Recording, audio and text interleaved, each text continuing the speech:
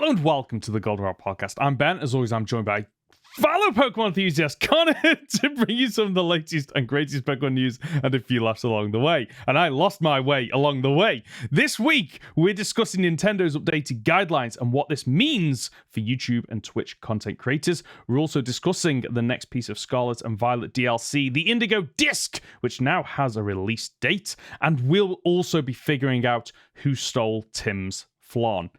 That's going to sound weird, but that's fine. We'll come around to it because, as always, you can jump to a topic of your choice using the timestamps in the description below. And later on in Devil's Advocate, we'll be arguing if Nintendo is shooting themselves in the foot with the new guidelines they are planning. Well, they have introduced.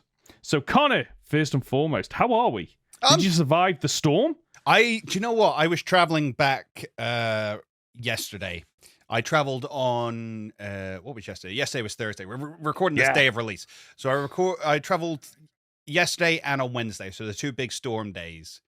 And I was traveling to the southeast, which is kind of the most affected area from everything I was reading. I never saw it. Oh, really? Okay, fair enough. I had one tube train that was delayed. That was it. Everything else was fine. Okay. I honestly thought, because I'd heard about it in the news, and even up here, in the north, we didn't really, well, Midlands, we didn't really get anything outside of a little bit of wind and a little bit of rain, which is just normal. It's just a normal day. Normal. It's just absolutely normal. So, when the only thing I saw was a handful of news articles, and then there was one picture that kind of showed, the epicenter of the storm in the over London, and then obviously people just commenting, going, "Oh, what's happening in London and all this?" But apparently, not a lot. Yeah, no, it was.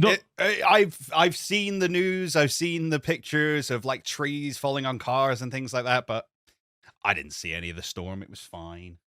No, neither did I. Tell you what, I did see some comments and questions over on our YouTube channel. I'm going to start with a comment this week that comes courtesy of regular listener Tony. Now, this follows the discussion that we had last week about N and N's involvement in Pokemon Grey and Black and White 2. No, it wasn't originally planned for N to return.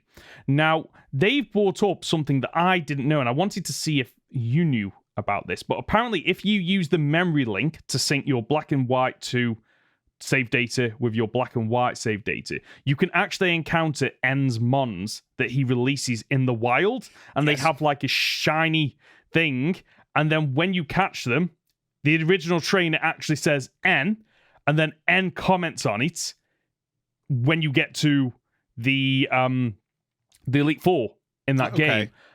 And I had no knowledge of this being a thing. So I was aware that you could run into N's Pokemon because I think I watched a playthrough where somebody ran into a Pokemon and it was ridiculously high level for where they were at in the game.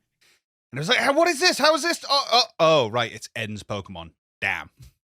I love this idea. And it goes back to the interconnectivity or the lack of interconnectivity between games. And the fact that, you can take 99.9% of any game in a silo and it works on its own, but there's none of that interconnectivity or very limited amount of interconnectivity. And, we've discussed in the past about, Gamefreak, for every new thing they introduce, they take away 2 to 3 in every generation. This is one of those things where, I could see this working, and I don't condone this, but I could see this working where, I've got both versions of the game. The Nintendo Switch recognizes I've played and I've got save files on both versions of the game, and therefore you get to see additional things. It blows my mind that... What do you mean? You already get different phone cases. Woo! Is that not enough for you? Well, if they maybe, I don't know, had different uniforms in the different games, maybe that would appeal to me. Maybe I don't know, different professors, something like that, something really in depth and not just a swap between the two and a couple of lines of different dialogue. But Game Freak's not lazy, so we're fine, right? Yeah. See, I like the idea of running into N's Pokemon because it builds on his character from the first game.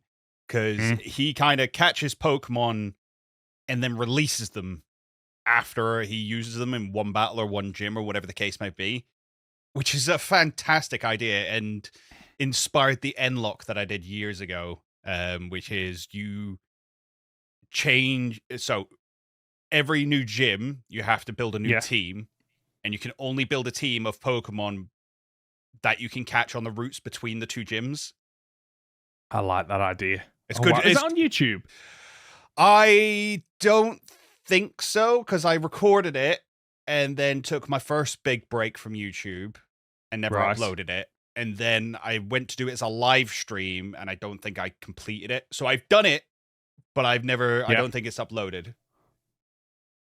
Okay. I like the idea of that, and it comes on to something we'll be discussing later on about the creativity of content creators and what Nintendo is doing about that. We have had one question courtesy of Lemon Drop on YouTube, and they say, I've never tried doing a nuzlocke because I always get too attached to the pixels and I don't want to think about my pets dying. It bums me out.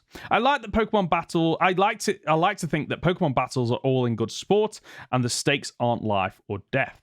My question is, can you think of an in-universe framing for nuzlocks that doesn't make your player character a huge jerk?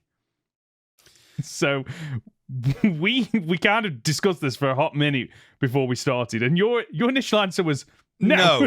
Well, no. It depends on how you look at it, because it's either a case of as soon as a Pokemon loses one battle, you never use it again. You shove it in the PC and you're like, you're worthless to me now. Which is kind of like, remember when we were watching those episodes of Paldean Wins, and he's like, Meowscarada lost, you should never use that Pokemon again. It's a jerk. It's a jerk thing to do. Or it is actually life and death, and that means you're going around and killing lots and lots of people's Pokemon, which makes you an awful person. So the only way I can think to make it work is that for some reason, you're the only one whose Pokemon die. Okay. Everyone else is out to get you, and you are using non-lethal force effectively. Yeah, your Pokemon are holding back, but you don't want them holding back on you because you're the very best, like no one ever was. Or just they don't do it. Like the rest of the world fight to the death, but you decide not to. Like that's the only way it works. I honestly can't think of it an in-universe, explanation that paints your character in a good light. Like you said, either, Pokemon don't actually die and you just kind of get, it lost a fight, it's useless, which isn't a great look for anybody. But on the flip side, if Pokemon do fight to the death, why is Pokemon a thing? Like, why are people okay with catching, taming? And even if the people are, you're partaking in it at that point. Yes. And as I said when we discussed like nuzlocks and things like that, Nintendo never intended for this. This was never never a conversation they wanted their fan base to have. That's why they faint, they don't die. You know what? The only framing I can give, and this is like, this doesn't work, but I'm just, if I had to grasp at straws, okay, Pokemon, we know that Pokemon die in universe, in Lavender Tower, Pokemon die. So my only mindset, the only way I can frame this is the Pokemon have made it clear, I don't want to live to old age. I either, burn out bright rather than fade away. Therefore, I'm willing to compete in these life or death situations, because if I don't die in a Pokemon battle, I'd probably die of old age in the wild. Or I get et. So I'm okay with doing it this way. Yes, but if we're giving Pokemon that much autonomy, then you have to imagine that not all Pokemon think like that, and therefore the idea of, well, just the first Pokemon you encounter on every single route obviously thinks this way is a little bit hard to sell. Yeah, there's some Pokemon where I think that works. Like Mewtwo, for example. Mewtwo does give that vibe of, no, I'm the very best. Like, I defeat everything, or you can die trying. Die trying. And then you've got things like Magikarp, which I just don't think has the mental capacity to make that decision. Yeah, pretty much. Yeah. So I think if we had to grasp at straws, we've given an explanation. But honestly, I just don't see how your character isn't a massive jerk, and it makes me feel a little bit bad now. Actually, after doing so many nuzlocks. As I say, it works as a gaming experience because you step out of it as an RPG and you step more into the role of like. As I say, it's everyone is trying to kill your Pokemon. That's just the world you live in. It's dog eat dog world, unfortunately, to make it even more related to dog fighting. Yeah, it's rough. I mean, we've all played Nuzlocke and had that really hard moment where it's like, oh, that one Pokemon that got me through so many battles is now gone. It makes me sad. It's actually worse than that because I've had Nuzlocke where I'm like, I lose a Mon at this point. I know I lose a Mon. So which Mon am I losing? And you kind of go, yeah, I'm gonna throw. And we've all done the thing of, oh, this Mon isn't great, but it's death fodder. It's a Pokemon you can have on the team to get that safe switch, and you know it's gonna die. So actually, yeah, anyone that does a Nuzlocke in game is a bit of a jerk. Yeah, especially if you're Hoenn when he did his wedlock with me, and he was just killing off his Pokemon because he wanted better pairs. That's actually really bad. We should probably explain that a little bit. So wedlock, basically, you catch Pokemon, and then the second Pokemon you catch is wedded to that, so they form a partnership. And if you want to, the only way you can switch up that partnership is if one of those Pokemon die. So I've got a really good Mon and then a really bad Mon. Well, I'm going to kill the bad Mon, so I then have the opportunity to replace it with a good Mon, which. You know what? I never thought that decision would come back to bite me in the bum. So thanks for that, Conor. I'm just gonna suicide mission this Pokemon and make its widow continue fighting with a better partner that I choose for them. Yeah, and arranged marriages for the win. Yeah, that strategy didn't win for me though because I still lost the final fight. So there we go. He'll pulse Mega Latios with belly drum Hariyama. Yeah, a little bit busted, but that was great. Yeah, yeah, bet it was. Hey, I didn't use the no guard guillotine. Yes, true. Yeah. If you've got a comment or a question, you can reach us by leaving a comment on our podcast on YouTube, by emailing goldenrodpod@gmail.com, by leaving it on our Discord channel, or by using the hashtag goldenrodpod on Twitter. Conor, let's discuss Scarlet and Violet's second DLC, which has now had a release date announced. It will be launching the 14th of December this year. So we have not got long to wait. We've got, about 5-6 weeks? If that, maybe? Yeah. It's going to absolutely fly by. And what that probably means is, in the next couple of weeks, we're probably going to start that news cycle again with release of videos, with information about the new Pokemon that are being added to this game. And of course, the Indigo Mask follows... No, the Indigo Disk follows the teal mask. I got there in the end. There's too many words on my screen. So you will have to have beaten the main game and completed the teal mask in order to play this. They've been very tight-lipped in terms of what we can expect from this. We know, obviously, we're going to Blueberry Academy. We know we can catch all the starters from previous games in the Indigo Disk. We have... No, it has been confirmed we're going back to Area Zero, right? Yes. There will be a post game, effectively. Yes. And obviously, we know that Kieran and Carmine are also in this as well. Are you... Because we've both played the Teal Mask, and we both said that it was a bit lackluster. I think that's fair to say. Yes, agreed. Yeah, a little bit lackluster. Are you excited for this piece of DLC? Apprehensively so. I think that's probably the best way to put it. I do not want to get my hopes up, because Scarlet and Violet, for me, up to this point, has been a disappointment. I've not had the best time with it. It's kind of given me a little bit of burnout as far as Pokemon goes. It's been a rough one. However, Sword and Shield was made infinitely better by its second DLC. And I think that's not a controversial statement to make. Agreed. If they pull out something like that, I think this could be great. I think if they really focus in on the lore, for me, this is going to be great because we're going to meet Terrapagos, hopefully. We're going to find out the connection between, because Briar, who we meet, Miss Briar, who comes over from Blueberry Academy, is a descendant of Heath. Is that his name? Heath? Yeah, that's right. Yeah. I don't know why I wanted to call him Heathcliff. That's a completely different character. Anyway, she's a descendant from him. We've got the new professor, head of Blueberry Academy, who I am convinced used to work in the Area Zero project with Professor Turo and Sada and Clavel and Jacques. Who I'm convinced all these people have this like conspiracy going on, and they used to work on the terrestrialization project, and then things got out of hand from there.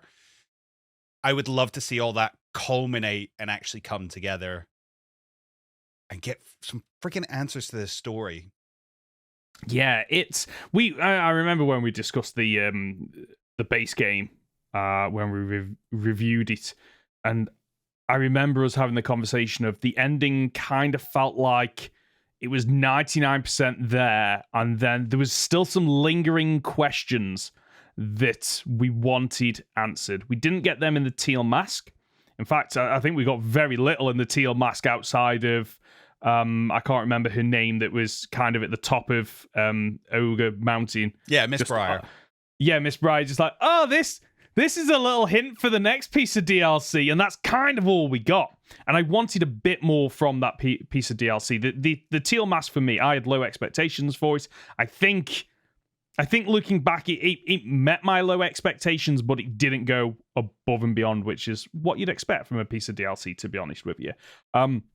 But the Indigo Disk is the one that, when I was playing the Teal Mask, I had my thoughts towards this, thinking, okay, what's the through line between the base game, the Teal Mask, and Indigo Disk? And there was a very slight through line of, Heath's descendant, and then Briar, and then obviously Ogerpon's mask being so different to the terrestrialization that we've seen. So there was little hints and nudges. So because of all that, my expectations for the Indigo Disk are higher than they were for the Teal Mask, because I am expecting answers. I'm expecting a continuation of Area Zero. And like I said in my review of Area Zero, I was disappointed with it. And I'm hoping this isn't just we're going back down to Area Zero along the path we've already done. I'm hoping it's oh no, you've only seen the surface level of Area Zero. It goes deeper, and we get to see more of. We get to find out more about what happened down there, because it's never clearly stated. There's a lot of hints. There's a little bit of text dialogue that you can read, but I want something clear. I want, okay, at the end of this, we know what happened, what the effect on the region was, and then the outcome of all that, and just wrapping it all up so we've got that nice self-contained story. Because Sword and Shield's DLC, we're very much, here's some additional content, but it doesn't really tie in with the mainline story. This feels like... But as we've said before, this DLC almost feels like they took Eternatus out of the main story and was like, ooh, but the Darkest Day is still a thing, and the Sword Doggo and the Shield Doggo are supposed to fight something. We're never going to tell you what it is, though. It's like, no, it should be in the main game. So there's a lot riding on Terrapagos for me. Yeah, the fact that, these crystals are popping up in different regions. We've seen them in Kitakami now. We assume that the boxes that we see within the terrarium that makes up the 4 quarters of this Blueberry Academy Pokemon hunting zone safari thing, I assume that's on the same line as terrestrial energy. That's what's making the region specific areas possible. We'll see. We'll, as I say, it's so hard to speculate on this one because there's so much that it needs to do. Yeah. That it almost feels like it needs to be a whole new game. Yeah. Would you? If it's 4 hours, it's never going to answer any of the questions. No, it's not. I'm hoping that this is longer story. I think somewhere around the 10 to 12? I was going to say 6 to 8. I was going to say, but I'm aiming more towards 8 for just, and this is just the story. This isn't to complete everything. This is what I don't want is what we had with the Teal Mask of we review it a week later, and yeah, I've done 99% of what you can actually do in that game. What I want is us to get to the Indigo Disk review a week later, and I go, yeah, I complete the story, but like I haven't been able to touch any of the other content because there's so much to do. And my question I was going to pose, I'm stalling now. I've got it right. The question I was going to pose to you is, would you prefer radio silence leading up to this? So we get information about, for example, here are all the different things you can do, but there's nothing story related whatsoever in any of the build up. Is that what you'd prefer? Or do you want a little bit of that? Oh, this is what I can expect to see and find in Indigo Disk. It's an odd one because I don't want the story spoiled for me, but I want confirmation that answers are coming. I want them to point blank go, Terapagos is coming, and it's going to answer the questions that you have.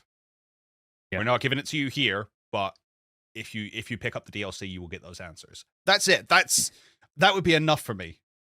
Yeah. Yeah. Do you think so? If they accomplish all that and this DLC comes out and it very much is a continuation and a wrap up of the, Scarlet and Violet experience, would that elevate what you think of the game as a whole? Ooh, that's a very interesting question. It would have to include a new style of gameplay for me, I think. Similar to Dynamax Adventures. Yep. To keep bringing me back to the game. And I think it would elevate the story for me if they answer the questions that I have. I think the base gameplay loop is still lacking. I don't think they've nailed open world as far as Pokemon's concerned. Mm-hmm. And that's kind of always going to hold Scarlet and Violet back in my eyes. Okay. However, and this is something they could do, I doubt it, because there's been no announcement of it. But if they brought it out and was like, oh yeah, there's now side quests. There's now missions all over Paldea, it's all over Kitakami, and it's all over Blueberry Academy. You can go do side quests now. Mm-hmm. That would make the game fantastic in my eyes. They're not going to do it. But that's what would need to happen for me to go, okay, Scarlet and Violet is now a good game. Yeah.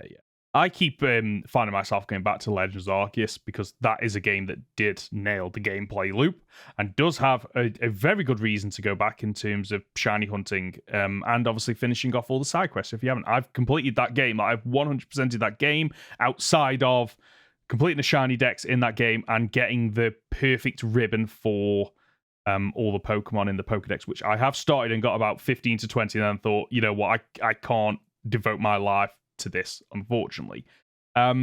Whereas my experience with Scarlet and Violet has been very much, there's nothing left for me to do. I did it. I completed the Pokedexes. I beat the game. I've done all the side content, what little there was. All that is left is shiny hunting, but I refuse to shiny hunt in Scarlet and Violet because it's an absolute nightmare because there is no overworld confirmation, which was something that they had in Legends Arceus. Now, saying all that, I do want a reason to come back to Scarlet and Violet. If this piece of DLC provides that for me, I'll be very happy. Whether or not... Sorry, it's one of those things, we may come across as very pessimistic. We want the best for this game. We really do. We want to love Scarlet and Violet. It's just hard to do at the moment. Yeah, and I don't think the expectations we're setting aren't... I was going to say they aren't high, but they're not high compared to other games similar. Yeah, they're not unreasonable. Oh, yes, that's it. Especially considering a lot of what we're asking for in Scarlet and Violet are things that other AAA game studios and games do. and things that Game Freak themselves have done in past Pokemon games. It's like we're not asking for the world, and it goes back to the joke we've made earlier. Well, I made that, like, you know, for every one new thing Game Freak adds to a Pokemon game, they take away, you know, 2 to 3 things, and Scarlet and Violet was a prime example of that.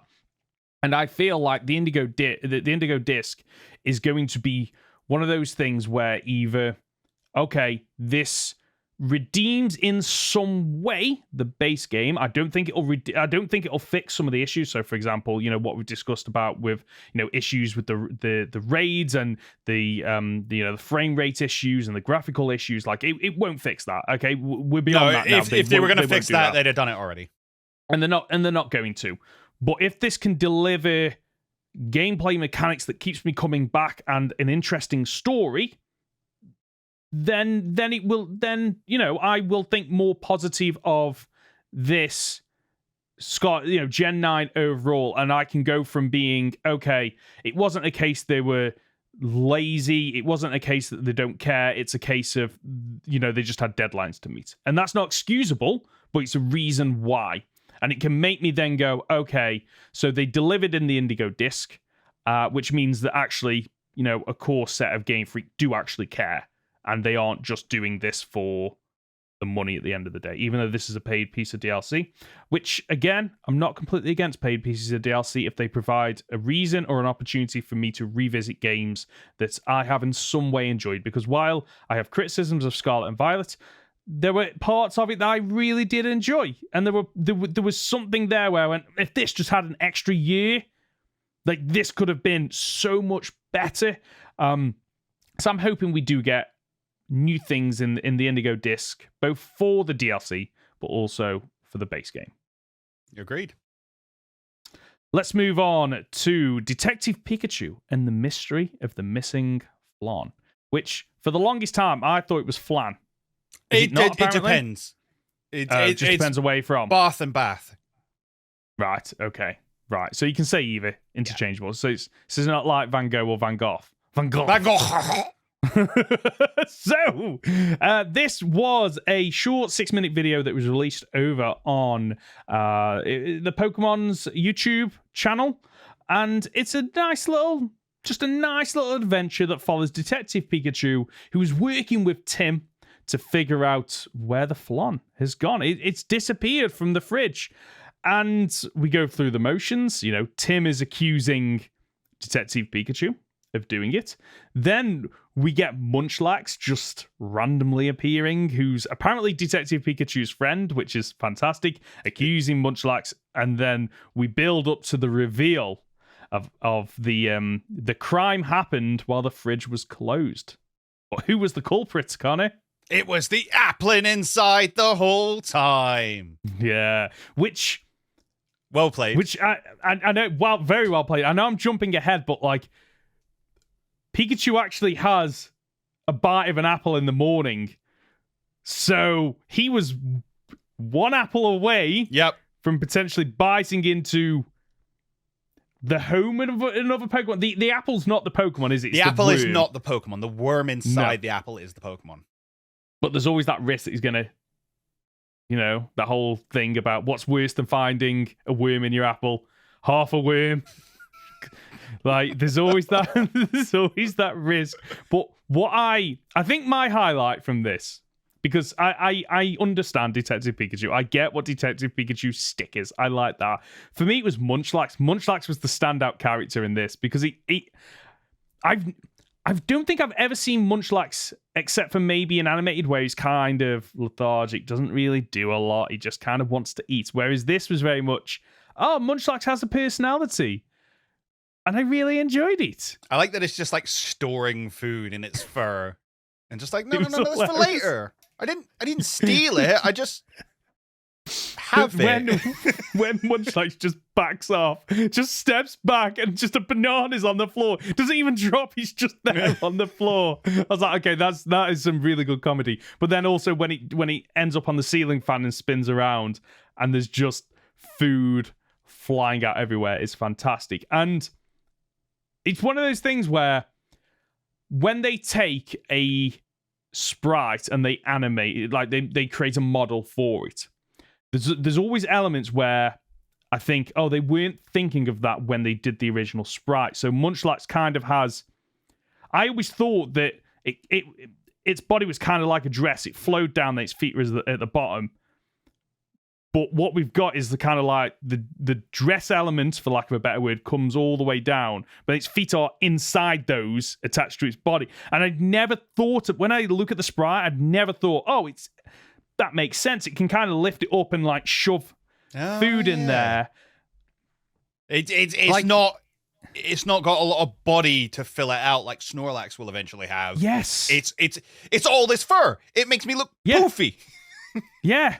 Like it's a great little, and I can just imagine it having a bit like Kangaskhan has pouches on the inside, and I can just like throw all these different bits of food in for later on. Speaking of fur, how did you feel about the animation style?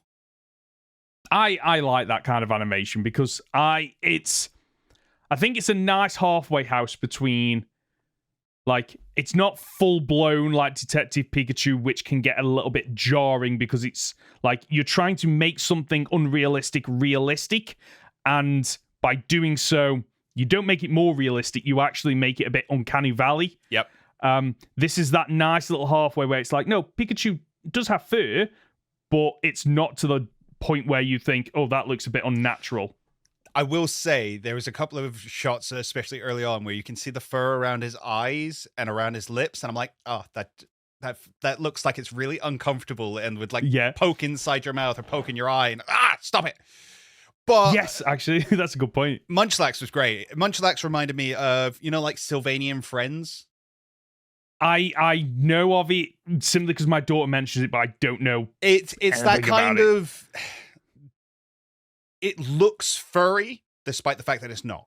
It's got that kind of like felted texture to it. And that's what these reminded me of. And I'm like, this is where I'd love to see in-game animations get to. Yes, I agree with you there. Yeah, I don't need Detective Pikachu level of in-game graphics. I think it's unreasonable. No. But for the actual games, and they've shown that they're doing this with Scarlet and Violet, where they've updated some of the textures. But yeah, I think that kind of, you're up close and you can see the fine little pieces of hair would like just elevate the Pokemon to that next level. And again, what we said before, take it away from these are just digital assets to, they feel a lot more real world. I think getting to that level is the next step. It needs to definitely be where they aim towards, I think, on the next generation of Nintendo console, whatever that might be. Which we've still not heard anything about, despite the fact it's pretty much confirmed now.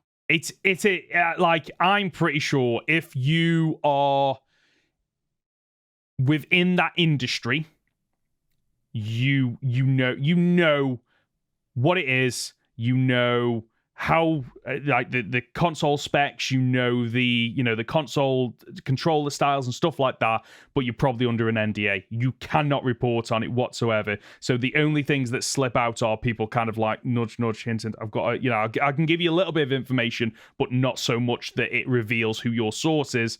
And I think that's where we're at the stage now where, and it must be part of Nintendo's plan of, you can leak a little bit of information to kind of get people ready for this, but not so much that it affects our current games sales, because people are thinking, I'm going to hold off. Because if it was leaked that, it's definitely coming next December, like this people Christmas. People aren't buying them for this Christmas. Yeah. Exactly. Yeah. So it is coming. It honestly, with the way, because I'm not in the industry. I could see a February-March announcement for next ready November. That's where I was heading, because it means that the sales for this Christmas comes around, people then still buy it, and then these are the announcements, and then it gives people time to start building up that hype ready for next Christmas. I have been in. I'm not in the industry, but I have been through. This is me showing my age now. I've been through enough console releases to kind of start to figure out, I see what they're doing here. What we're in now is part of that like build up cycle of give them little bits so they can start to piece things together, but not enough that it affects our bottom line. Yeah, nobody wants to be Dreamcast. Nobody wants to release something and be like, yeah, you think this is cool. Wait till we got coming next. And it's like, oh, okay, I'll wait then. Oh, yeah, exactly. Now our console didn't sell. Oh, well, I guess we're going under. I know, right? Dreamcast is one of those weird ones that I never played, but the controller fascinated me. Like, it was such a weird control. I know, like, the N64 gets stick for being a weird controller, but that looks relatively normal compared to, Well, the Dreamcast had, like, the memory card in the controller, and you could play games away from the console just on the controller and the little screen and stuff. A very cool concept. Yeah. But, as I say, they kind of went, you think this is cool? Wait till what's coming next. And everybody did. Yeah. But the next console is going to be... It's got to be the Switch too. Like, I know that Nintendo typically doesn't do that. They go, okay, we're going to reinvent, we're going to, do something different. And unfortunately, the last time that they did innovate slightly, but not enough, was the Wii U. And people, I think, just mistook it for, well, it's just an add-on for the Wii, right? Whereas it was just a completely different console. Which is a shame, because the Wii U is phenomenal. I will stand by this point. It had some of the greatest games on it, had some of the greatest re-releases on it, and was just a very, very fun console to play. And weirdly enough, I really enjoyed the big controller. It felt nice in the hand to hold. Yeah. I agree. I played... It was that zombie game that was on the Wii, I can't remember, and you had your inventory on the screen while you were playing, but I think it was in real time. So if you're looking through your inventory for items, you've still got the zombies coming to you. It was a fantastic design. I'm a little bit disappointed that it didn't go anywhere, but at the same time, I'm glad, because it forced them to innovate with the Switch and deliver arguably one of the best consoles I think we've ever had. Like the dock-undock mode, and the fact that you buy it and you can already play multiplayer because you've already got 2 Switch controllers is fantastic, and works with, and I don't mean this negatively, works with a lot of this simplicity of Nintendo games. Yeah. Like Mario, just left and right, but it works. It's fantastic. I mean, Nintendo are notorious for changing the industry. The Wii changed the industry, and I think the Switch has changed the industry again. We wouldn't have like the Steam Deck or the what's the Asus one? Doesn't matter. We wouldn't have all these amazing handheld PCs effectively if it wasn't for the Switch.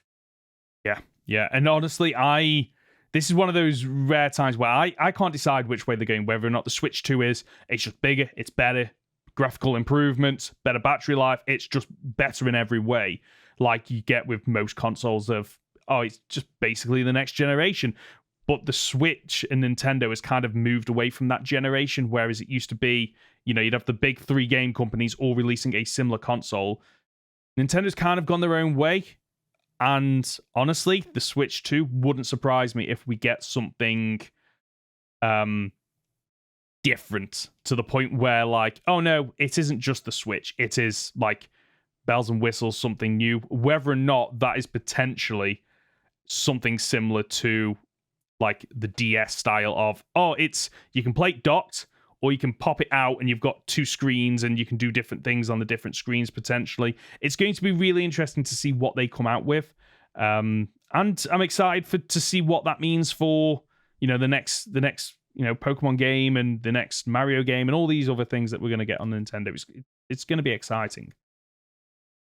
Let's move on to something that probably isn't exciting.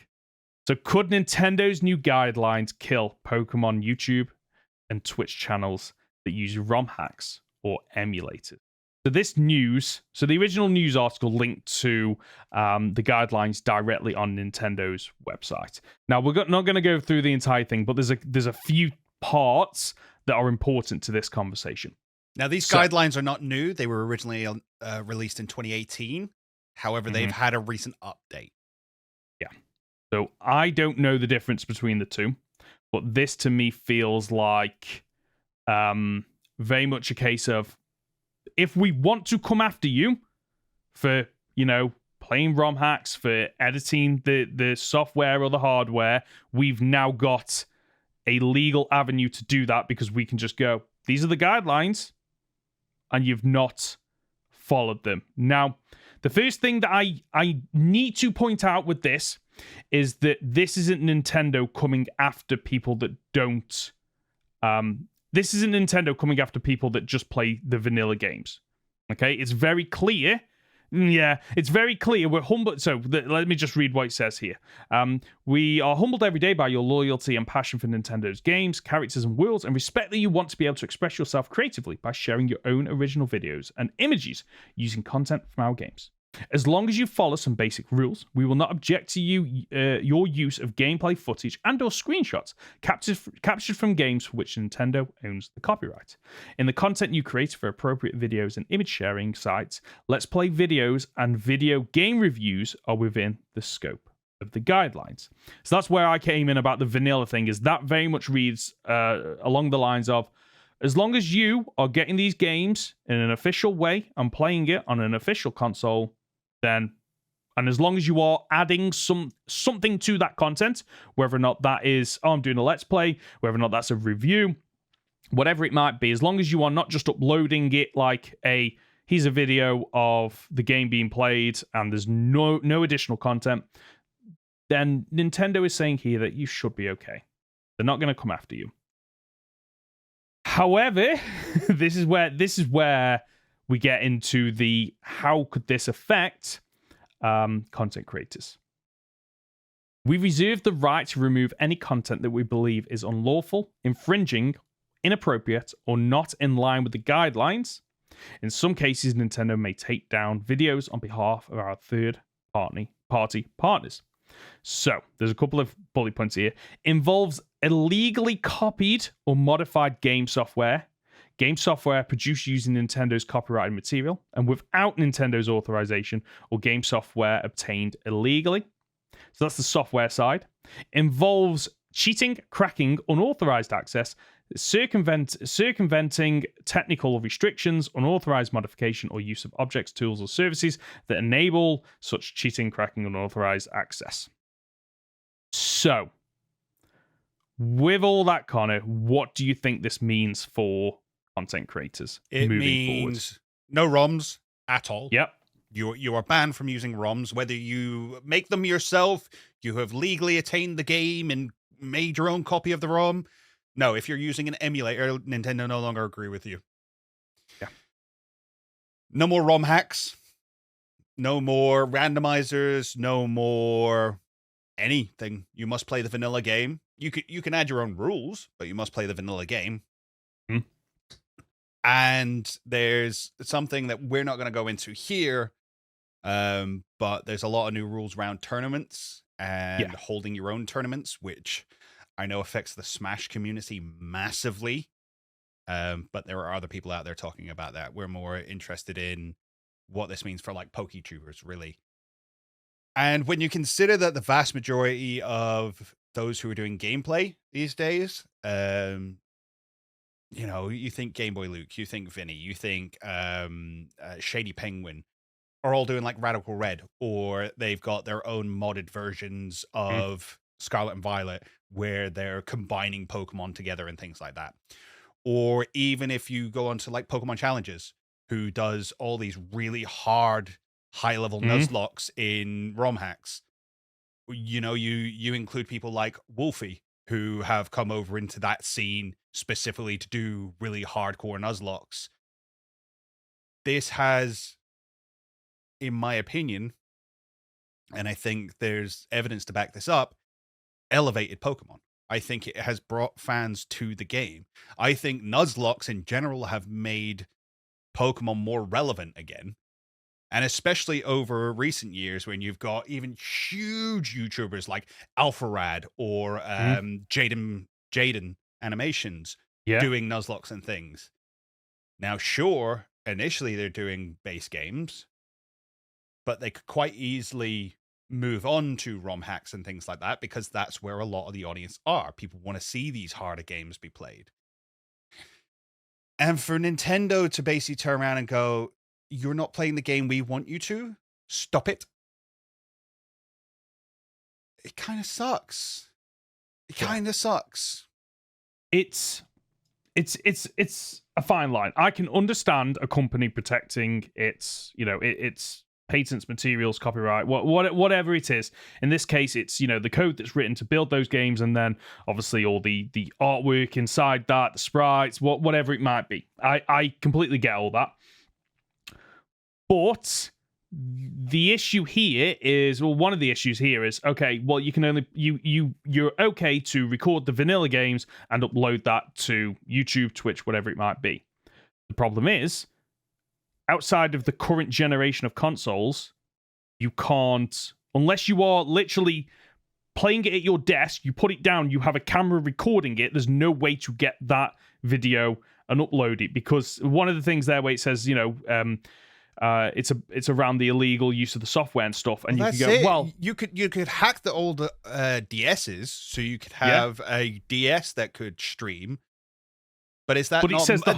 That's modified hardware. Yeah, exactly. So you can't even do that. So is it now not okay to play any Pokemon game that's not released on the Switch? You're not allowed to stream Pokemon games that aren't on the Switch. Yeah, because there's no way. Because even if you dump your own, let's say you go out and buy, Pokemon X, and you dump that information, I'm pretty sure that still falls under these things of, no, you're cracking it. You are literally going into the code, and taking it. Because you're playing it on third-party software, that's what makes it against the guidelines, because you're then running it on an emulator. Like, this is messy. And I think, like, I wonder where they're going to draw the line on this, because there's no way they can go after everyone. Well, not easily. Not realistically. I don't think they can go after everyone, but they don't need to. And we've seen that. Look at what Nintendo did with, is it 2 Point Crow? Yeah, Point Crow. Within like literally quick succession, it was like, oh no, we've put 2 claims, was it, on your videos? If you get a third one, you're gone. You're gone off YouTube. And they could have quite easily, as a company, gone, here are the 3. Off you go. And they didn't. And the reason why is because it's like, well, we'll give you 2.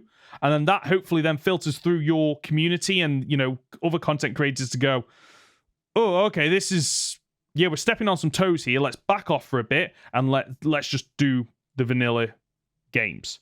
But the other impact this has is fan-made games. So fan-made games, which have always been a little bit of a grey area anyway. They have. And I think Nintendo would have come down harder on them if they were monetizing those fan-made games. Yes, that's why Uranium got shut down so quickly. Is that why? Because I saw they were selling it. Right. Okay. Which is, I can completely understand that. That is one of those areas where actually, if you're taking someone else's content that a company has done, and if you want to make a fan-made game, I'm on board with that, because Nintendo isn't losing out on money there, because it's like they were never going to make that. They were never going to distribute that. It's a fan-made project that, in my mind, you should go, wow, we have some dedicated, amazing fans that are creating content on our behalf for nothing, and they are getting nothing from it other than recognition.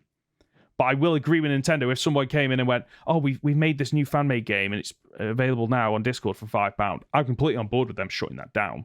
Yeah, you're using our intellectual property to make money, which isn't okay. And that's where I personally draw the line.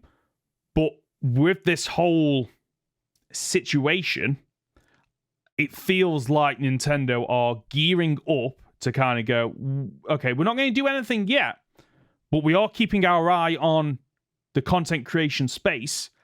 And if you continue to push these boundaries, there's going to be a tipping point where Nintendo come in and go, to one of the big YouTubers, one of the big content creators, and go, you've stepped over a boundary here. Here are your 2 flags again. If one more, we'll shut this down. And then again, they'll just keep doing it just to kind of keep people in line, almost, which annoys me, because like I'm sure it's the same with you. The only reason I got interested in doing YouTube content and then a podcast and, buying the latest iteration of Pokemon games is because I saw the content that was being pushed out on YouTube to take the base game that I had completed before and I had no intention of going back to we've done it in a new, innovative way, which again goes back to what we've said earlier on, that like I want a reason to keep coming back to games that I love. And if Nintendo aren't going to provide that for the older games, and they've got fans that are providing that, and there's no monetary impact on Nintendo, then I'm all for it. Like, you know, if someone wants to go out there and make Radical Red this amazing, one of the best fan-made games with all these quality of life improvements, like, let them do it. Like, what is the harm there? The harm is that to play Radical Red, you need a ROM of Fire Red to the patch. And the assumption is that the vast majority of people who are playing Radical Red are not dumping their own files. They are illegally acquiring ROMs. Mm-hmm. which is illegal. If you're sharing ROM files, that is illegal. Yes.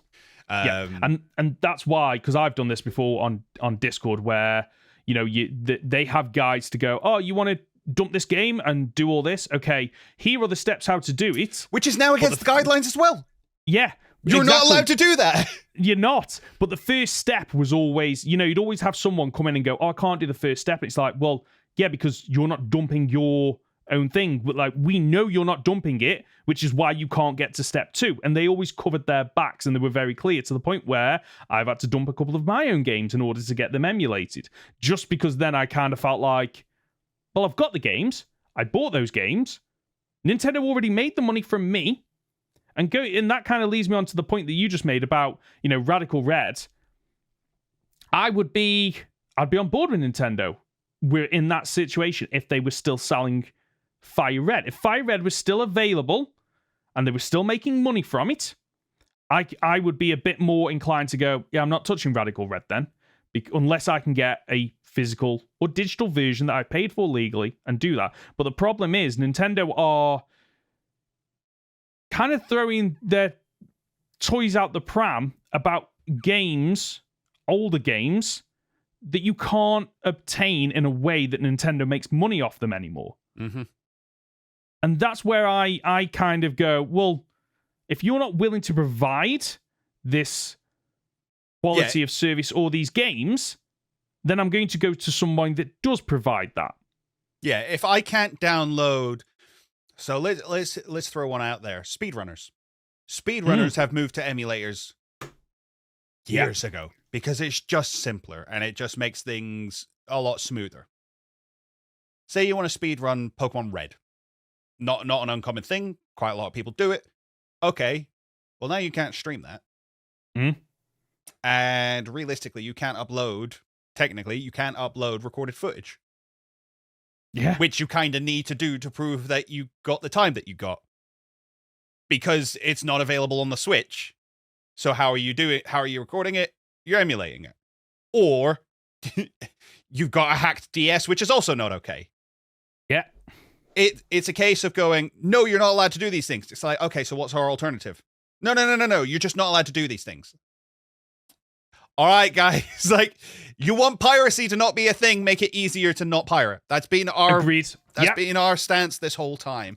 And you know, I'm never going to be friends with anyone at Nintendo anyway, so I'll say this out quite happily.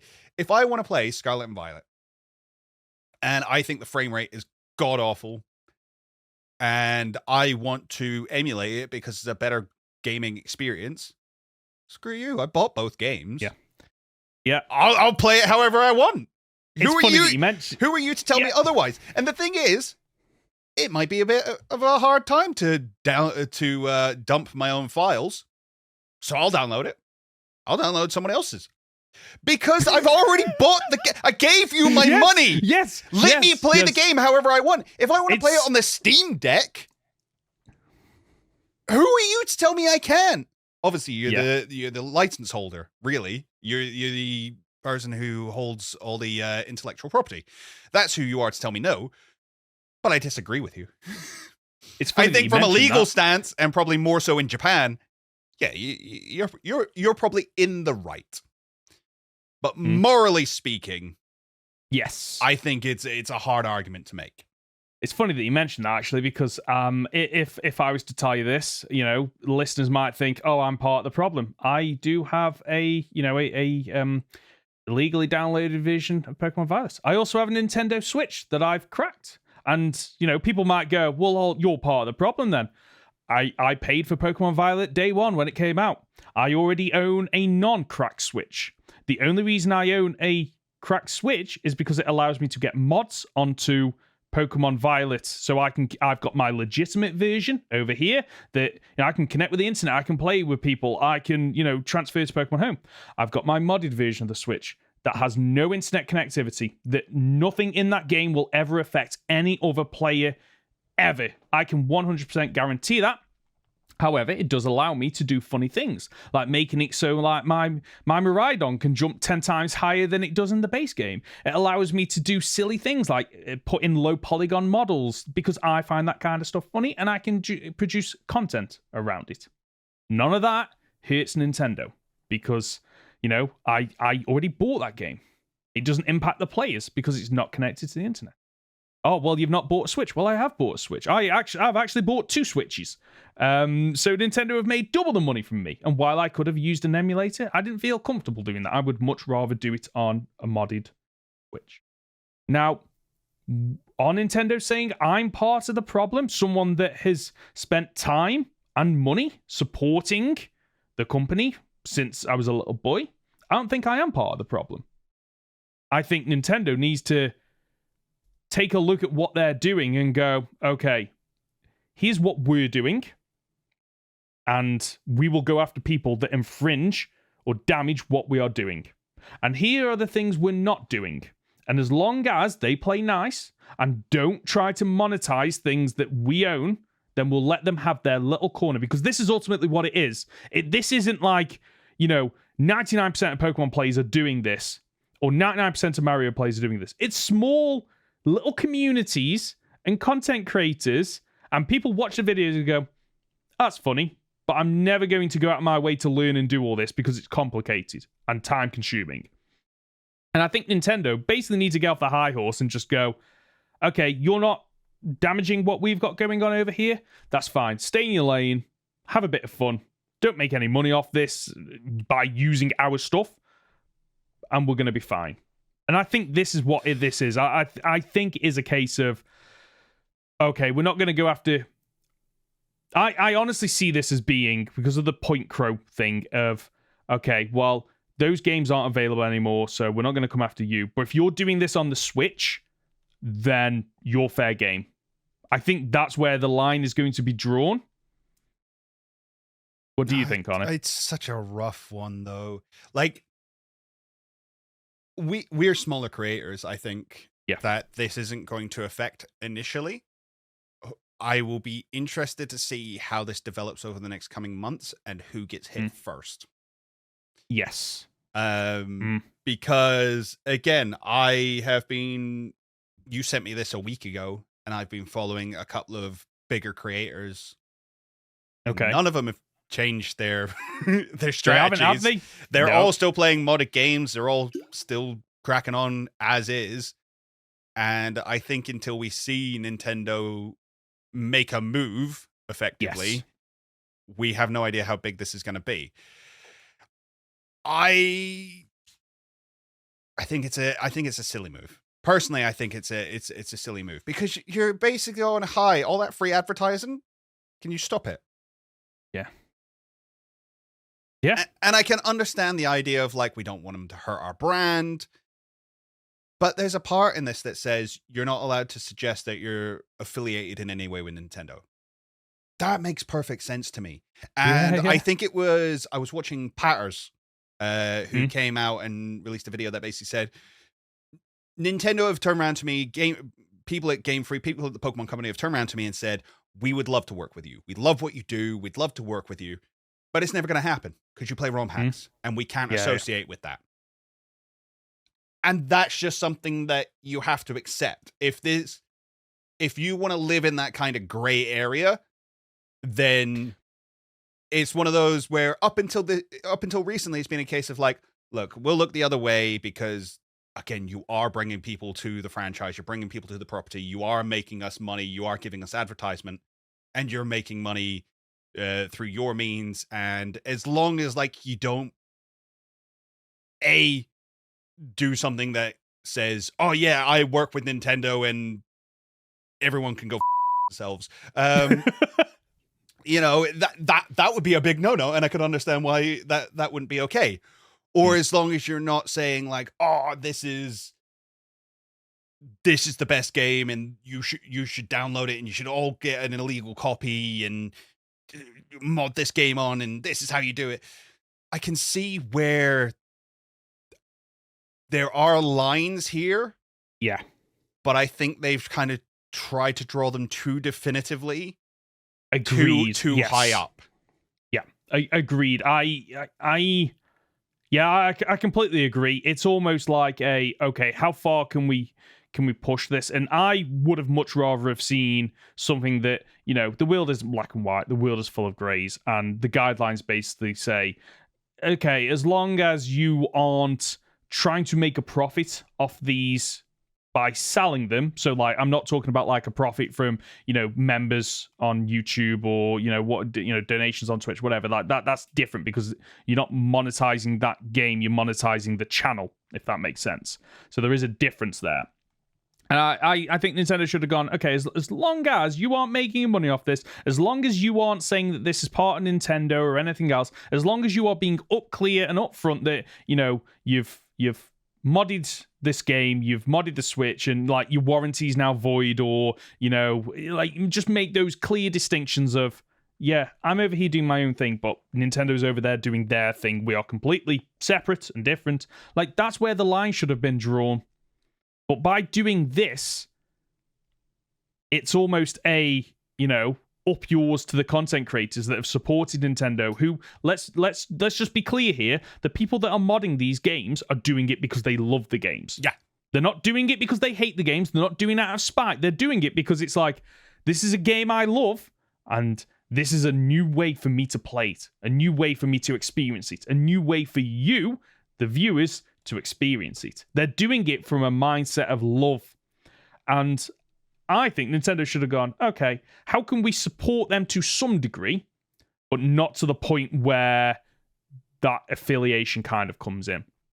And that is a case of, okay, these old games, well, if we're not going to, you know, put them on the platform to sell, then you're fair game doing them.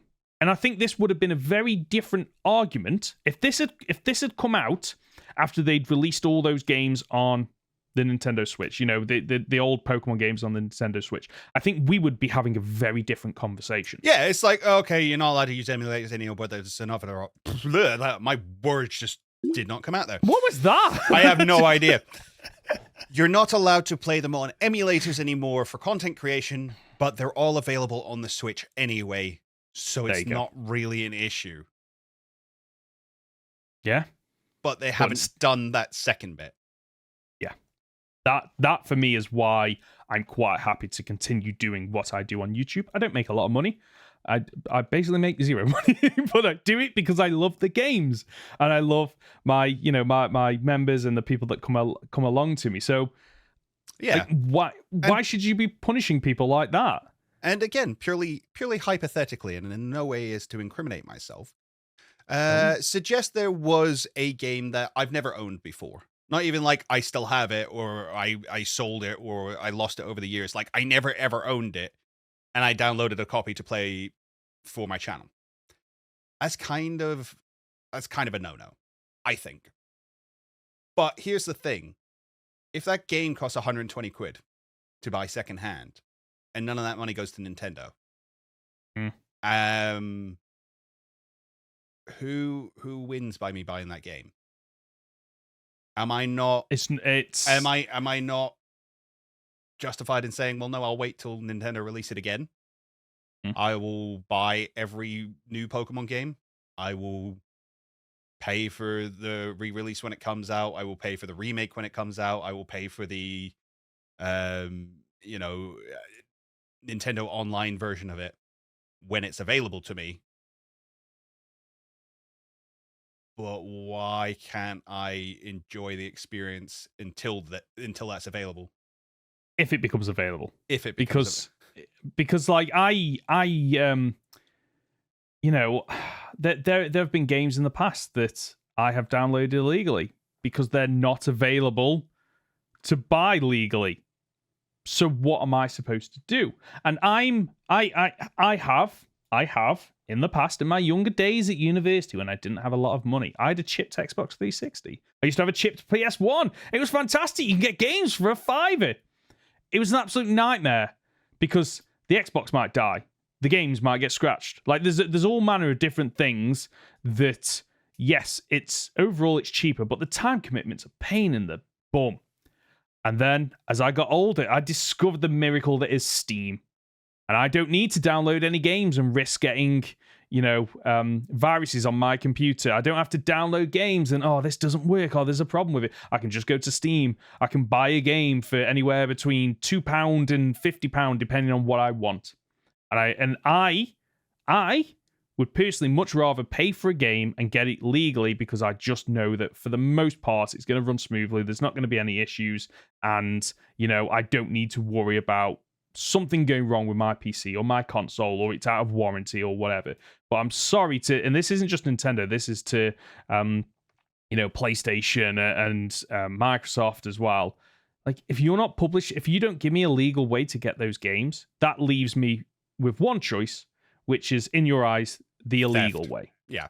In their eyes, it's theft. And again, we've made this argument over and over again. I agree with you that if piracy is the most optimal way to get it, you've messed up. Yeah. And exactly. therefore I don't feel like I'm in the wrong. Yeah. What muddies the water is, from a legal standpoint, that is theft. Mm-hmm. And it's the idea of content creation then monetizes that theft. If you just keep it to yourself, yes, that's between you and your God. If you're monetizing it, the water gets very murky. Agreed. Because honestly, like I don't think this is where it'll go. But there's a version of history I could see this going down of, Nintendo going to Twitch, to going to YouTube and going, now we're legally, you are allowing your content creators to play games that they don't legally own. And we're going to come after you unless you go after them. And I could see a version of that playing out, but again, muddy water there because Twitch and YouTube would go, hold on a second, because we're now going to lose revenue because of you. It gets very, very muddy very quickly, and I can kind of see why this feels very much all bark and no bite, because if they go down this route of starting to shut down people outside of, giving those flags on YouTube or whatever, the backlash that would create would damage the brand to no end. Yeah. And that's why I feel like if you're going to see this, you're going to see it in the back end. And don't get me wrong, Nintendo is bigger than YouTube.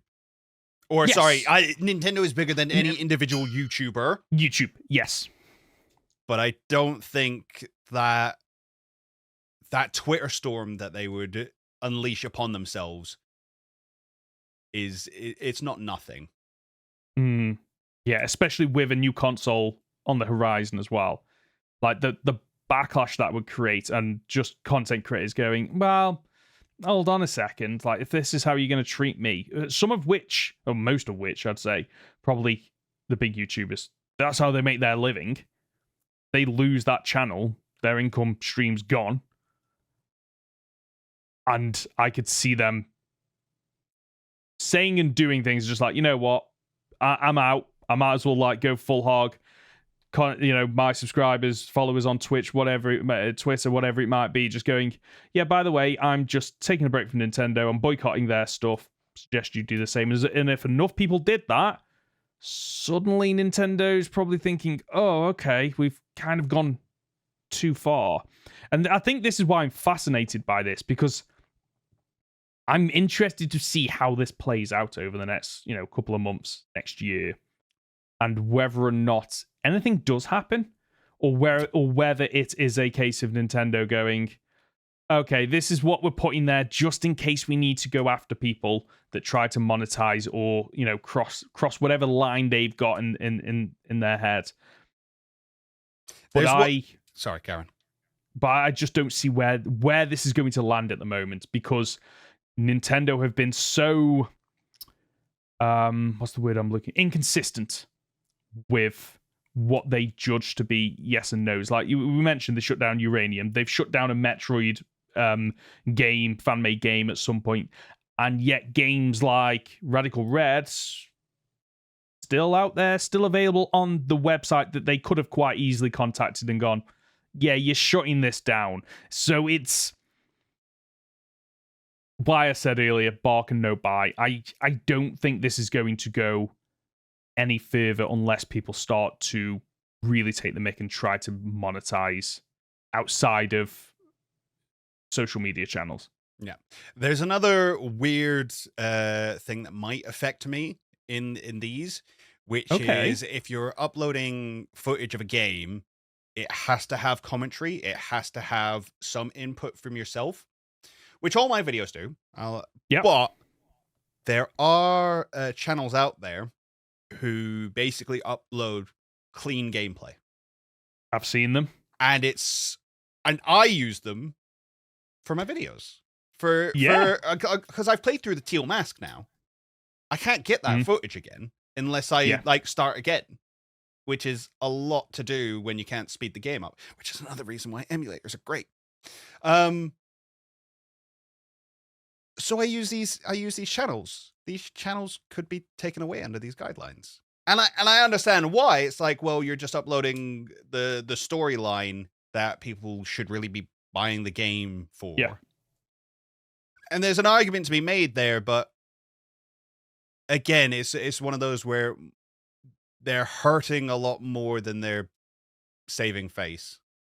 Yeah, that's kind of where I fall on it. Like, if you are adding value, so, Nintendo create a game, they publish a game, people then get that game and then adds commentary, reviews, essay-style content. Like, that's adding value because it's taking something and going, what more can we do with it? I'm okay with that. But if you are literally just, I'm going to play this game, add nothing to it and just upload it, you're not adding, you're just adding more noise to the internet, which is already noisy enough. I'm okay with Nintendo going, nah, I don't agree with that, because people that are watching that, and my daughter does it, and it annoys me to no end. She watches just people playing the games. There's no additional dialogue. There's no cutaways. There's no jokes or gags. There's no commentary. It is literally just the gameplay. From her perspective, she loves it because it's like watching a film. It's like, I get to experience this game without actually playing the game. She loves it. But from my point of view, that's one of the worst things ever. If I want to play this game, I'm going to go and buy the game. I'm going to experience it myself. So I can understand why there's an audience for these channels. Oh, you're an only child, aren't you? I'm not. No. My daughter is, right. I've got technically 4 brothers.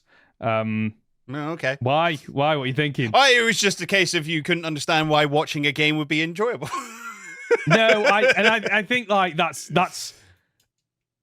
part. Actually, that is part of my mindset of the annoyance of when we were growing up and there was one TV, there was one Sega console. It's like your mum's there. Now take it in turns. I'm like, well, I want to play this level, but I can't play this level. Or but when someone dies, you swap. Well, just one more life. Just one more life. I'm like,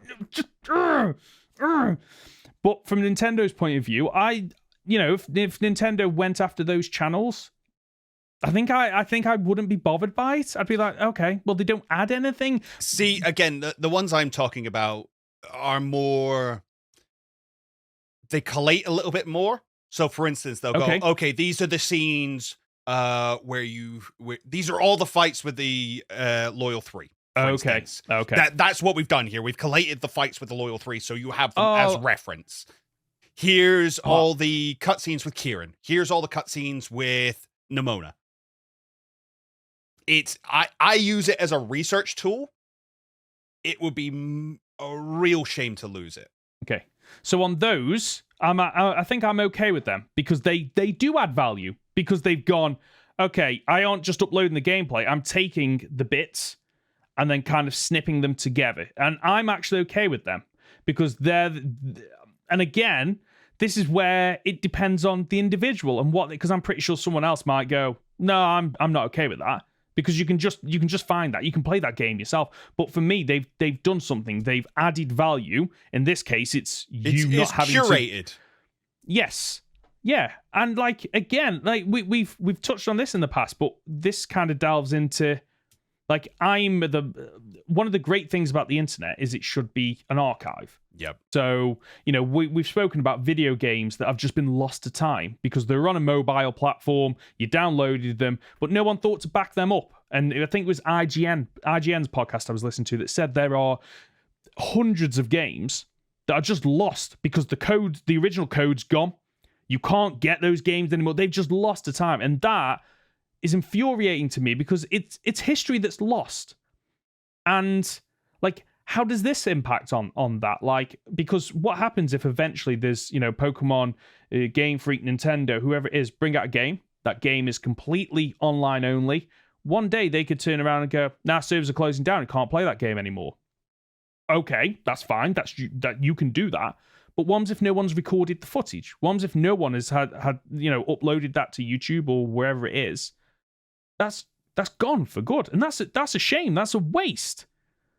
So, like, even I have just said, yeah, like, full gameplay uploads with no added value I don't agree with. But then, I guess I'm, like, arguing myself now. But they do add value because they're a piece of history. And that's the potential. And that's the thing. This isn't black and white. And when you release... Well, to be fair, they're more like guidelines. But...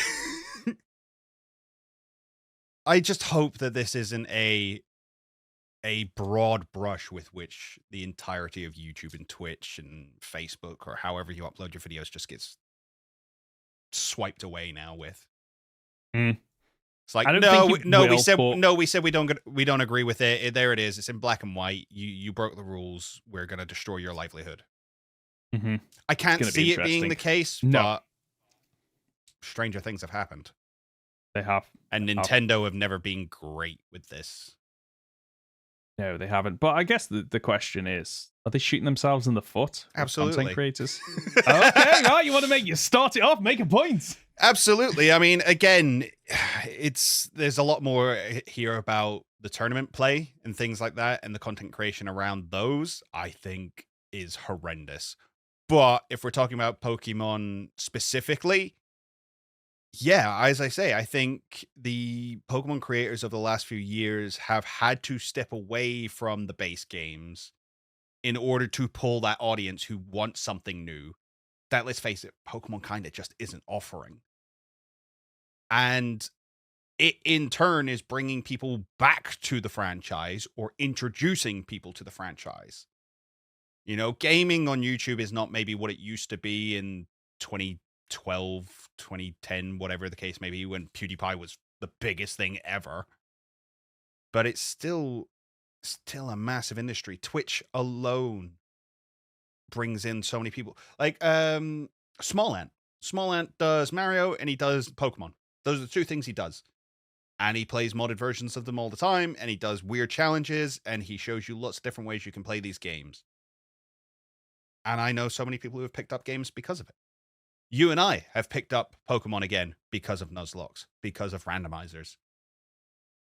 To suggest that, this is hurting the franchise more than it's helping it, I think it's a ridiculous argument. Mm-hmm. And I've got to argue against that. So here we go. So I think they are shooting themselves in the foot with these guidelines, because the guidelines that come out, like any guidelines, 99.9% of people, they never have to read them. They never have to worry about them. They never have to do anything as a result of that, because they play the game as it's meant to be played. The vanilla version, the unmodded version. And Pokemon, for everything, if we're talking about Pokemon here, as much as we complain about the issues of Pokemon, whether or not it's, it's lackluster, whether or not the graphics aren't great, whatever it might be, people still buy the game. And while, yes, I can agree that I got back into Pokemon because I saw content creators doing it, I'm, one of the 0.1% that have done that. The vast majority of people, they don't care. It's not a case of watching content creators. It's not a case of, keeping up with, the latest Let's Play or whatever. It's because they love that franchise because they've loved it from a child for nostalgia, or their parents passed it on to their child and gone, I used to play Pokemon. Oh, wow, this is amazing. Let's play together. And they're not shooting themselves in the foot because it's going to affect so few people that they could realistically shut these people down and it wouldn't really affect their baseline. They would still make a shed load of money. I don't have the figures in front of me. They would still make it's a shed load of money. I was meant to say shed. I think it came out as shid. So don't believe me. They should make loads of money. Yeah. Yeah, they should. I mean, capitalism, yay! But, this is why they're not shooting themselves in the foot. These guidelines are here just as the majority of you are never going to read these or care about them. And it feels like because, we broadcast out this podcast to, I don't know, 100 people every week, that it affects everyone. And it doesn't. It affects so few people that it's not going to make a difference. See, I disagree, and I disagree for a number of reasons, naturally. I mentioned Wolfie earlier. Now, Wolfie has done massive, massive things for competitive Pokemon. He has brought a lot of notoriety to competitive Pokemon and has brought a lot of people into the idea of, oh, this is something I could do and I might actually want to do it. Now, when he's got an Emerald Kaizo playthrough with 1.6 million views, that probably brought a lot of people to his channel. His channel that then increased people who went out and went, oh, I'm going to get into competitive Pokemon. I'm not saying that, content creators are the only reason Nintendo makes money, because that'd be stupid. Nintendo will make money whether nobody talks about the games or not. Yes. They just will, because that's how Nintendo do.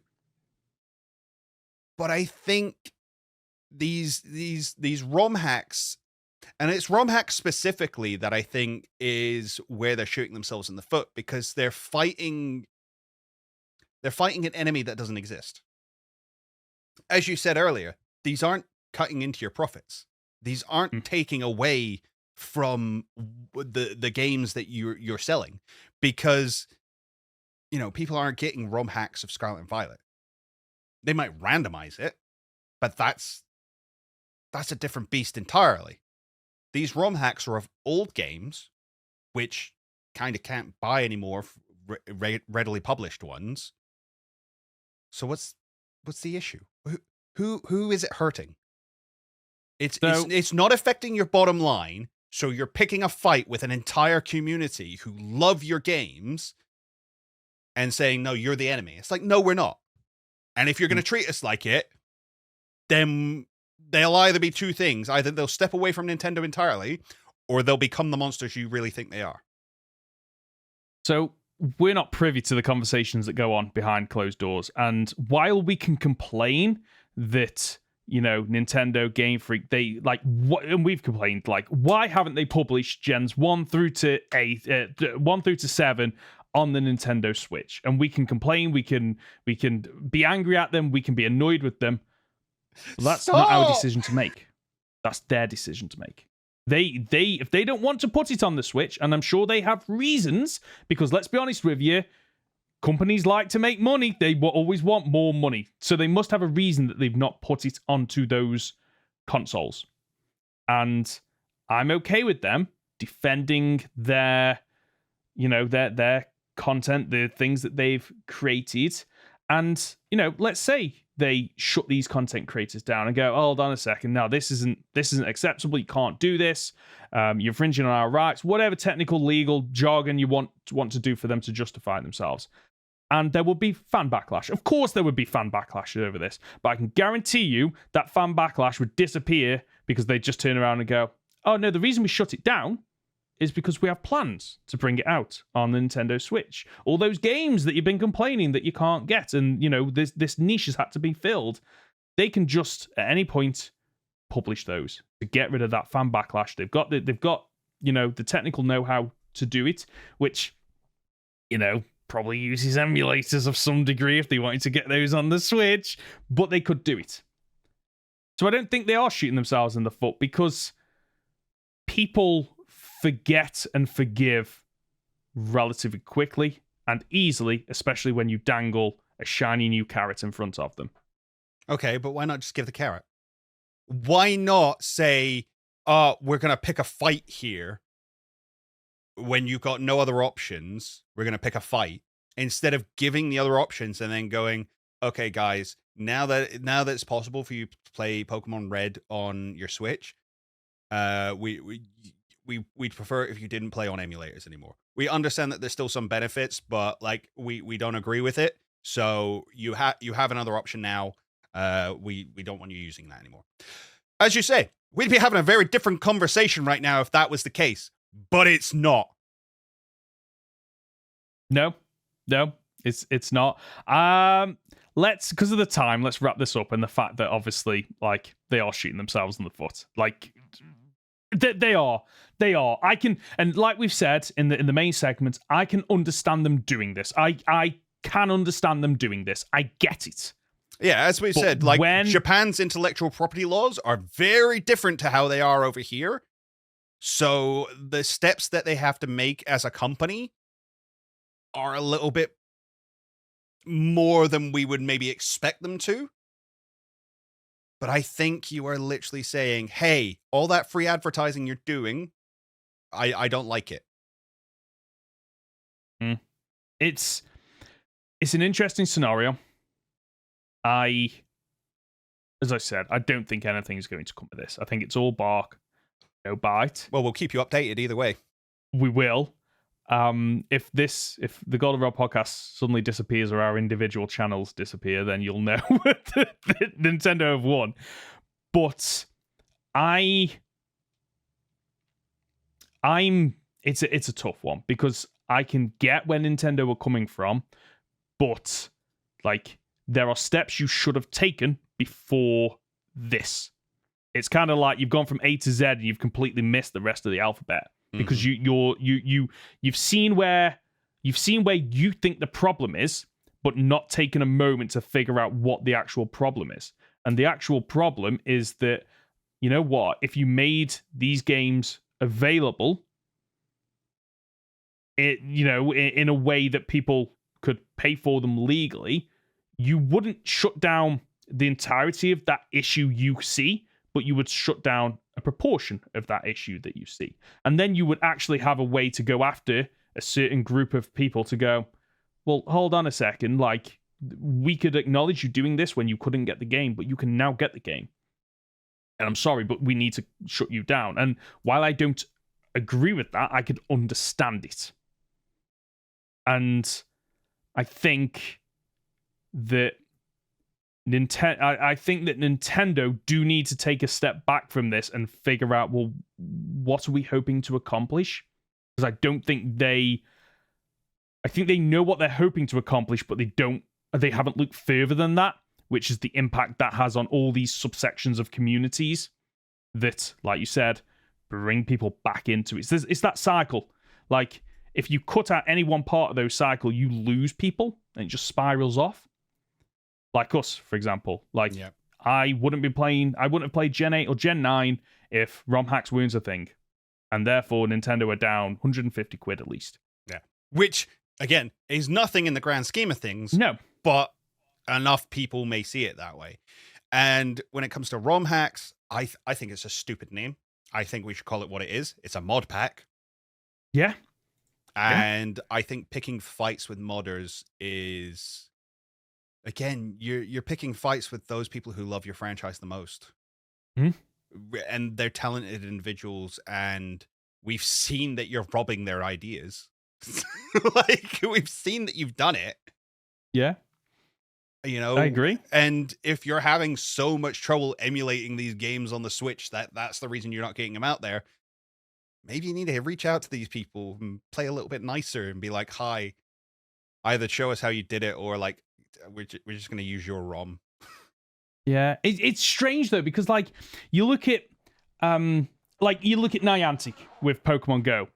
Like one of the things with Pokemon Go that I've only realized in the last couple of months is like, people are basically being paid to create. Sorry, people aren't being paid to create content for that game because you can recommend routes, you can recommend stops, you can recommend all these different additional features.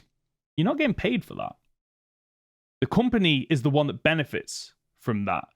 So I think there's somewhere along the line people need to draw that line of, well, hold on a second. I'm not getting paid for this. I'm doing this out of love. I'm doing this because I enjoy the game. So don't come after me. Like, go after the people that are, there are people that are, there are websites at the moment that you can go and download Scarlet and Violet. Like, if they disappeared, I'd be a little bit annoyed, but I could understand it. Mm-hmm. But when you go after those ones that almost archive older games that aren't available anymore, like, leave them alone. What you doing? And I think that, like, companies, I think this part of the issue is companies just exist to make more and more money. That's ultimately why they are there. They just exist to make more money because that's what makes the world go round.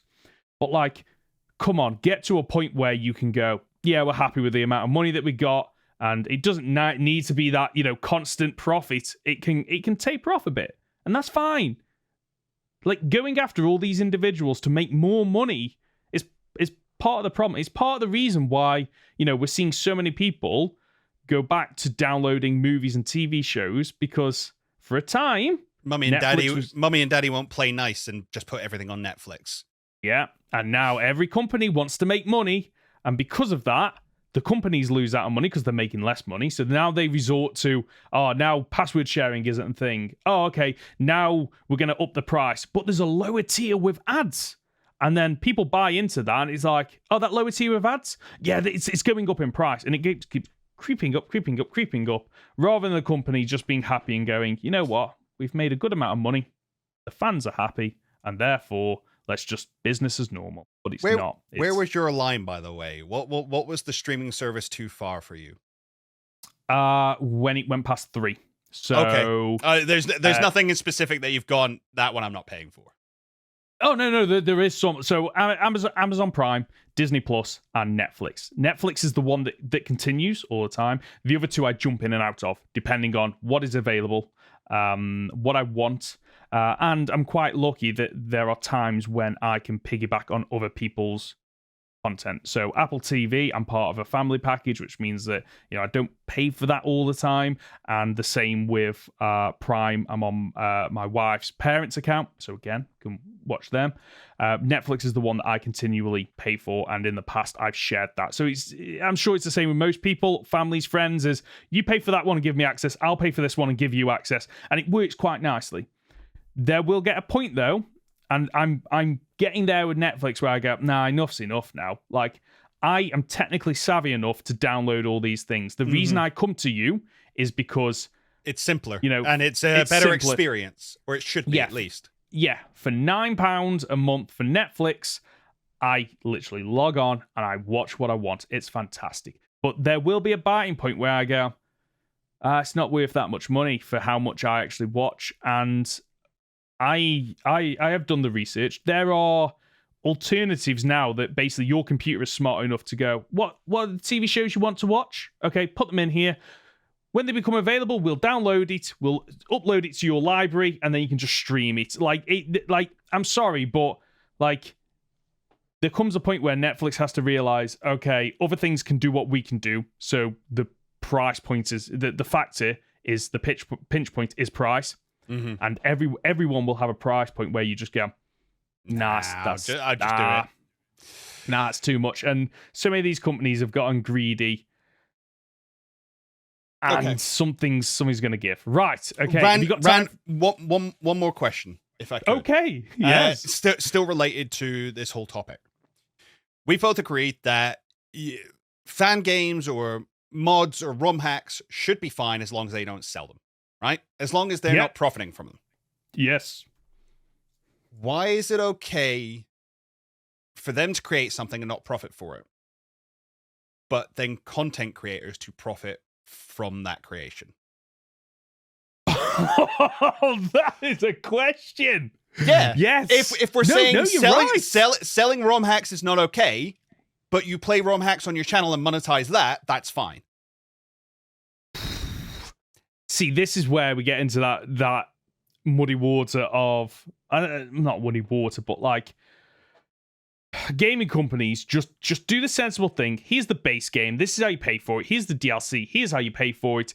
People can upload mods. They can monetize them mods. They go through a inspection process. They go through whatever that like. Oh, don't go into mod monetization. That's a whole thing. Well, it's a whole nother topic that we do not have time for. No, we don't. But that kind of resolves that issue because then, Nintendo make their money, the modders make their money, and the content creators make their money in their own ways. So everyone benefits. But you are absolutely right that yes, Nintendo makes their money. The people that put in probably the most work modding, creating fan-made games get zilch. And then people like me, who is currently playing Pokemon Infinite Fusion on my channel, gets a little bit of money every video that I produce. But the people that made that amazing, top quality 9 out of 10 to 9 out of 10 fan-made game aren't allowed nothing from it. Yeah, and we'll all sit here and go, actually, if you monetize that, that'd be pushing it too far. If we were like 10 minutes into the video, I could go down this rabbit hole and have a proper conversation with you. But, I think it just brings up the fact that this is a lot, as I say, a lot grayer than. Yes, it's not black and white. It's not, and it's a, and again goes back to what I've said of Nintendo have kind of seen something and gone, this is the problem, but not really thought beyond that. They haven't thought about, okay, if this is the problem, how do we fix it? And, they could have gone down the rabbit hole of, oh yeah, all these fan-made games. Well, you've got a choice. You shut it down, or you go through this legal avenue, and the tools are there in place, and we both benefit from it. We get a profit, you get a slice of that profit for the work you've put in, because ultimately, that's what people are, using their time to build these things. So why shouldn't they be rewarded for it? Yes, they have used, files and stuff like that are owned by Gamefreak, Nintendo. But that's where that profitability comes in of Nintendo makes a slice of that. There needs to be a cut, which means that you need to sell it on a Nintendo mod store. We've seen things like this, I think. Valve. Bethesda tried to do it, and it Skyrim, wasn't it? Messy. Yeah. And that's the thing, like, you need to view it as okay, right, we're releasing this game. We've got a 3-year plan in place to the sequel. During that 3 years, we will have a team that is responsible for testing mods, pushing the mods to the store, and then making sure that those mods, just run smoothly and don't impact on the base game. And they are paid for by the slice of the profit that they get. We're not going to resolve this issue on a podcast. No, but okay? I think that's the ultimate outcome is you release Pokemon Fire Red on the Switch. You either is part of the Nintendo Online Store or you've got to buy it, whatever the case may be.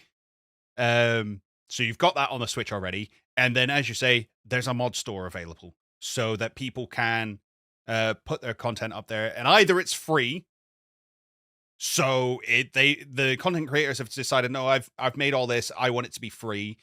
And that's fine. And everybody can download it and patch it. And it's all on the system. You don't have to go to any sketchy websites. You don't have to do any hacking yourself. It's all in system. It just installs it. And you can play Radical Red. Or they go, hey, we're gonna charge for this, but Nintendo get 20%, 30%, whatever the case may be. Exactly. And then, again, all the content creators just go, well, I don't need to use emulators anymore because everything's available for me on the Switch. I prefer that personally. Like it worries me now because I have got a Nintendo Switch that's hacked. Like when that dies, it's wasted. It's just a piece of technology that I can't do anything with, and that's happened to me in the past. I had an Xbox 360 that was I made the mistake of modding it very early on and got the 3 red lights, the ring of death. It's gone. I couldn't use it. I couldn't return it. I couldn't do anything with it.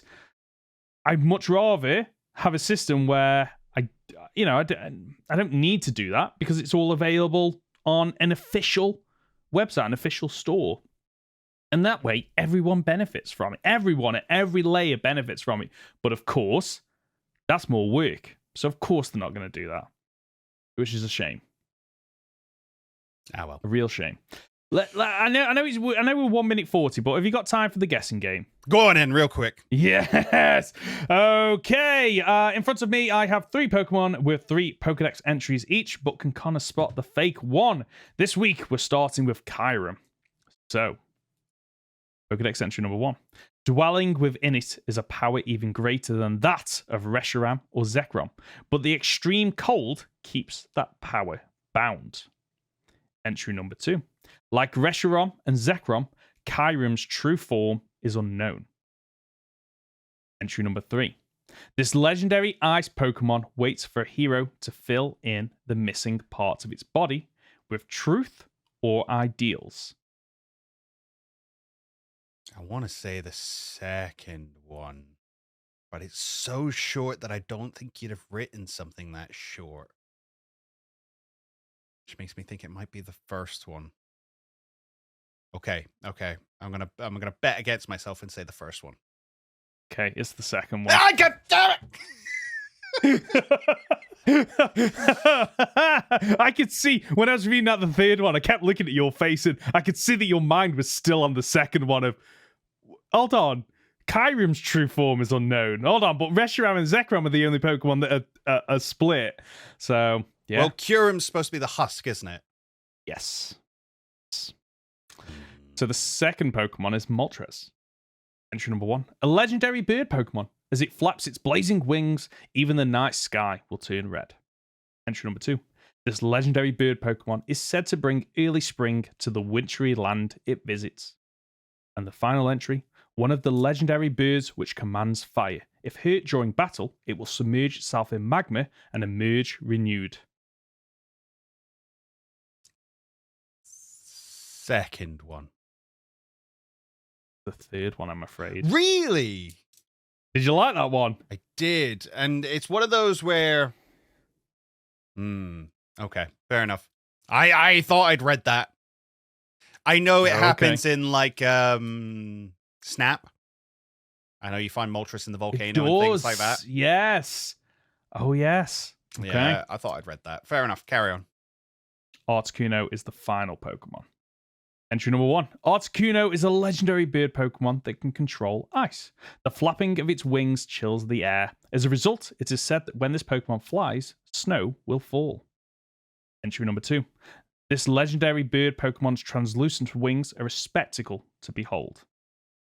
The final entry. One of the legendary bird Pokemon. It chills moisture in the atmosphere to create snow while flying.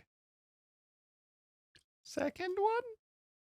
It is the second one. Thank God for that. You are! You kidding me? Were you going to jump to the first one? I was very close to the first one. Oh, Conor, well, congratulations. You got 1 out of 3, so, you did better than me the last time we did this, and I got 0, so... Rough. Wow. It's fine. Yeah. I just need to stop second guessing myself. And that's the show for this week. If you've gotten this far, you're just a top dollar, aren't you? Before you go, we'd really appreciate it if you could leave a review on the podcast platform of your choice. If you're watching on YouTube, then please leave a like, as it really helps out our podcast. Conor, where can we find you? You can find me on my YouTube channel at Captain Fidget or on Twitter at CapFidget. Then you can find me as Professor Hoenn Gaming on YouTube and Professor Hoenn on Twitter. We'll be back next Friday for another week of Pokemon podcast content. See ya!